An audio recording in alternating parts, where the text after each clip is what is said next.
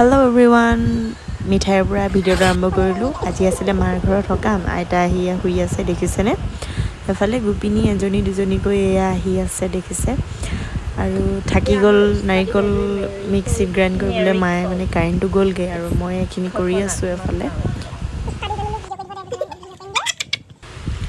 দেখিছেনে, তাৰপিছতে গোপিনীয়ে ফুলৰ সজ্জা ধুনীয়াকৈ সজাই ল'লে। তাৰপিছত এয়া প্ৰায় আগবঢ়াব লৈছে আৰু আমাৰ ইয়াতে এনেদৰেই কৰে। আৰু মোৰ সৰু ভণ্টি আচলতে তাই বসন্ত দেখা দিছিলে, সেইকাৰণে সকামখন কৰা হৈছে। আৰু ইমান ধুনীয়াকৈ যিটো ফুলৰ সজ্জাটো সজাইছে দেখিবলৈ ইমান ধুনীয়া লাগিছে। আৰু এফালে গোপিনীসকলে নাম লৈ গ'ল আৰু এতিয়া সেৱা কৰিব দিছে মা আৰু ভণ্টিক। আমি এফালে বহি আছোঁ, এফালে হ'ল আমাৰ আই গোসাঁনীগৰাকী। আৰু আজিলৈ আহিছোঁ, ভিডিঅ'টো ইমানতে সামৰণি মাৰিলোঁ।